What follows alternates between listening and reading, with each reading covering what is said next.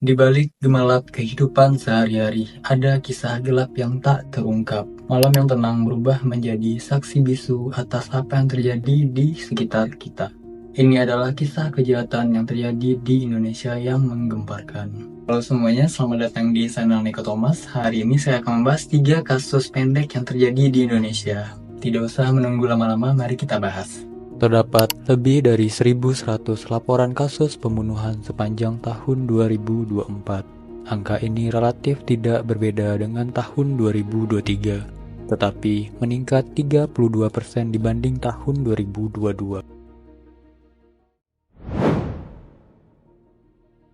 Di Kecamatan Ngancar, Kediri, Agus Komarudin, 38 tahun, justru menjadi korban pembunuhan sadis. Tidak sendiri, istri dan anaknya, Christina, 35 tahun, dan Christian, 14 tahun, turut dihabisi. Dan pelakunya adalah Yusak, adik kandung Christina sendiri. Pembunuhan ini terjadi pada Kamis tanggal 5 bulan 12 dini hari. Yusak berjalan sejauh 2 km menuju rumah korban. Sampai di tujuan, ia bersembunyi sembari menunggu Christina bangun dan bersiap-siap untuk beraktivitas. Christina adalah guru PNS di SD Negeri 01 Batang Saren, Tulung Agung. Bertahun-tahun ia melaju puluhan kilometer dari rumah ke tempat mengajar. Oleh itu, ia terbiasa bangun sebelum subuh agar dapat mengejar waktu. Senasib sepenanggungan, Agus juga adalah seorang guru di SD Negeri Babadan 1 Ngancar.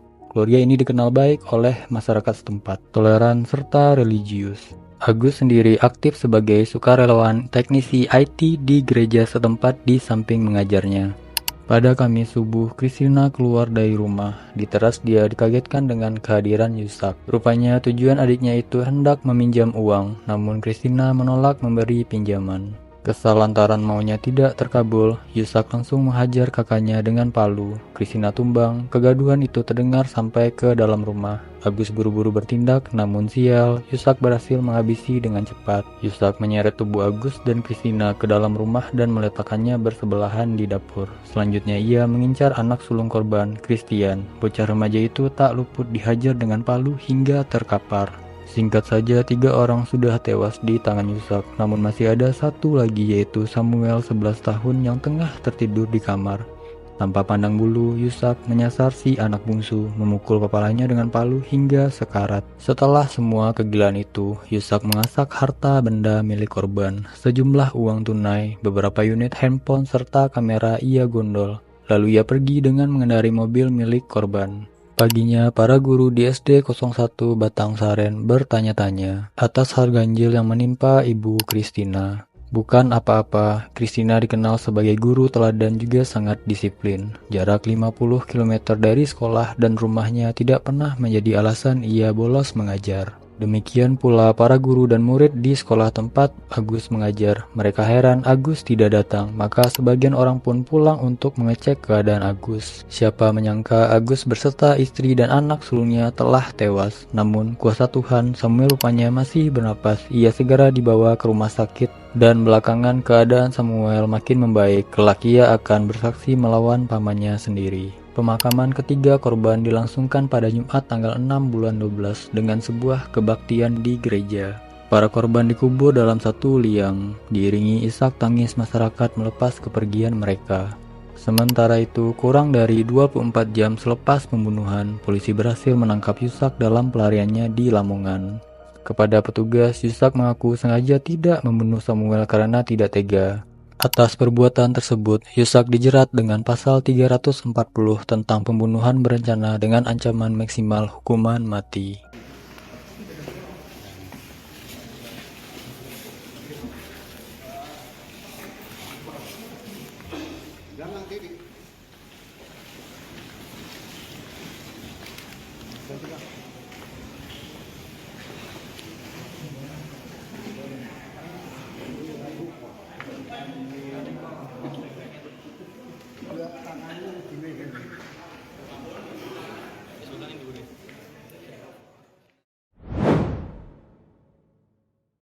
Asep dan Irma menikah baru setahun. Perkawinan keduanya tidak harmonis. Asep kerap meminta talak, berakal pendek, dan temperamen. Ada kabar menyebutkan bahwa Asep beberapa kali terjerat kasus narkoboy, namun selalu berakhir dengan tebusan. Irma, seorang penyanyi cantik, bisa cari uang. Ketika situasi rumah tangganya makin memburuk, ia tak ragu memutuskan pergi dari rumah yang ditinggalkannya bersama Asep di Pacet, Kabupaten Bandung menuju Cimahi. Pada Desember 2023, Irma memberitahu kakaknya Siska bila ia ingin tahun baruan ke Pangandaran bersama temannya, kemudian pergi ke Kalimantan dengan alasan ingin menenangkan diri. Hal itu pun bisa dimaklumi, kebetulan di Borneo juga mereka punya kerabat. Komunikasi Siska dengan adiknya masih berjalan lancar. Setiap hari Irma berkirim pesan melalui sekedar bercanda. Namun pada 11 Januari 2024, Irma tiba-tiba mengatakan butuh uang dan ingin menitipkan anaknya kepada Siska.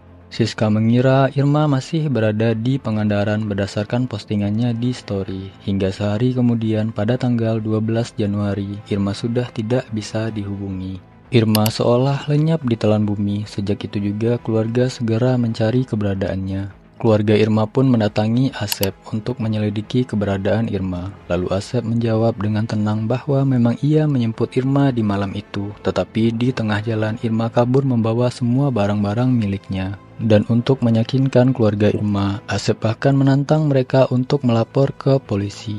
Di saat yang bersamaan, keluarga Irma juga mendapat informasi dari sejumlah temannya kalau Irma bekerja di Bali. Hal itu membuat pihak keluarga memilih menunggu sambil berharap dikabari secepatnya oleh Irma. Keadaan ini memang bisa membuat bingung. Irma terbiasa pergi jauh untuk bekerja. Rumah tangganya sedang tidak baik-baik saja. Dia mungkin bercerita ingin ke Bali kepada beberapa temannya, dan ia juga menyampaikan ingin pergi ke Kalimantan untuk menenangkan dirinya.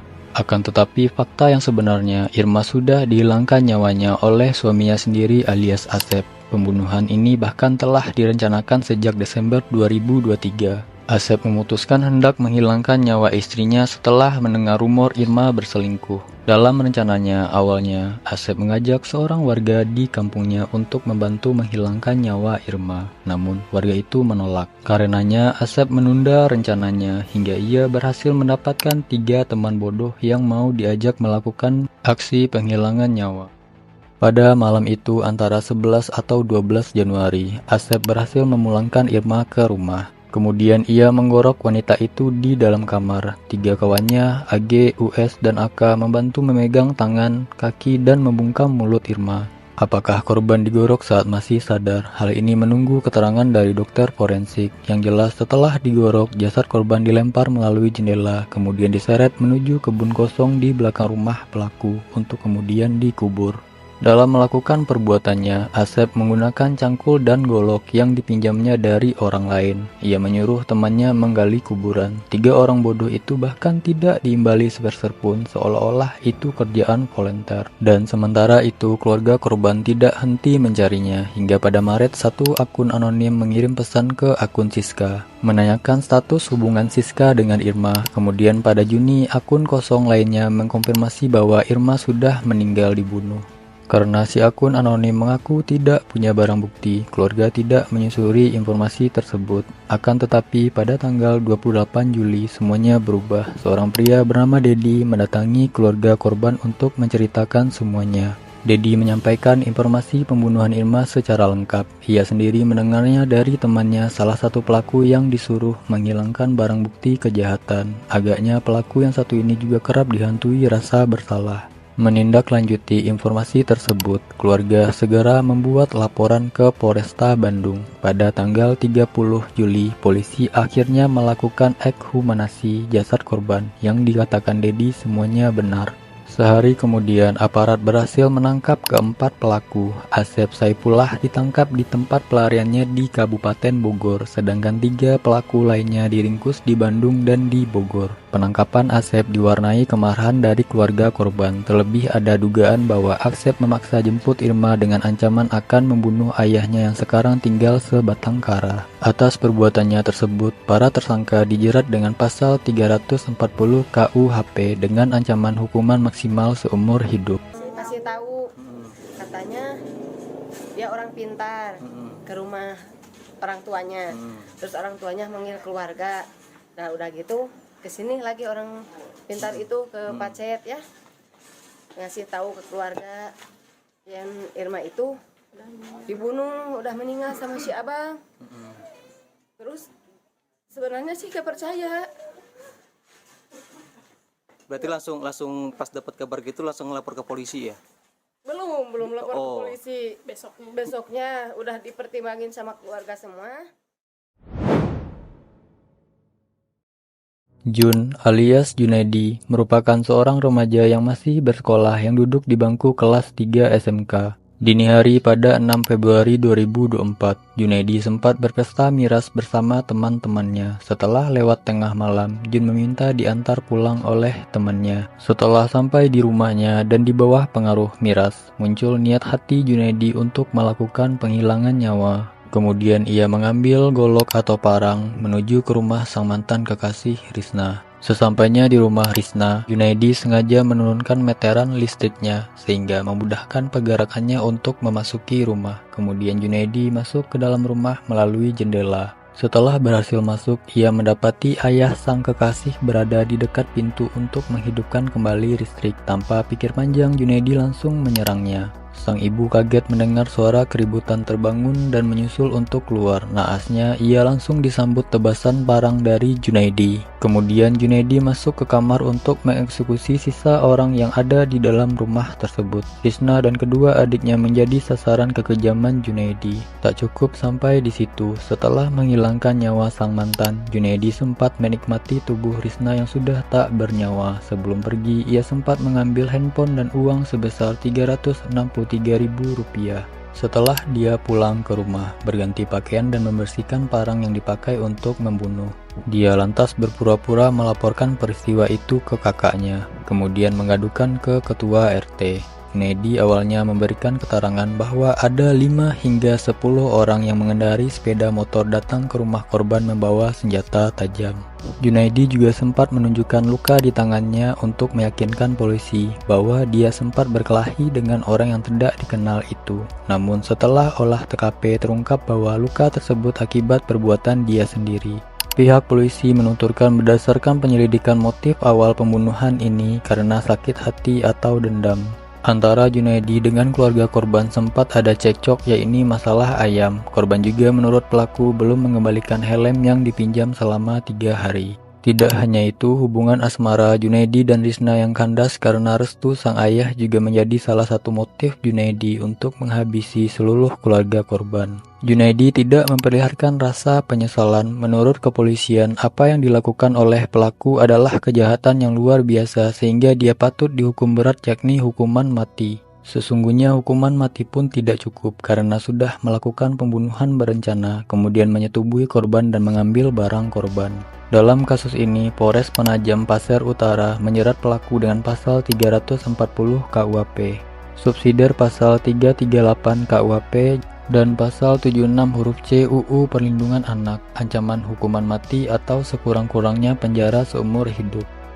Terima kasih telah menonton video ini. Kasus ini menjadi pengingat bagi kita semua akan pentingnya kewaspadaan, empati, dan keadilan. Jika Anda memiliki pendapat atau informasi tambahan, jangan ragu untuk berbagi di kolom komentar. Jangan lupa untuk like, share, dan subscribe agar tidak ketinggalan pembahasan kasus lainnya. Ingat, tujuan kita adalah untuk belajar, memahami, dan memastikan keadilan ditegakkan. Sampai jumpa di video berikutnya. Tetap jaga diri dan orang-orang di sekitar Anda.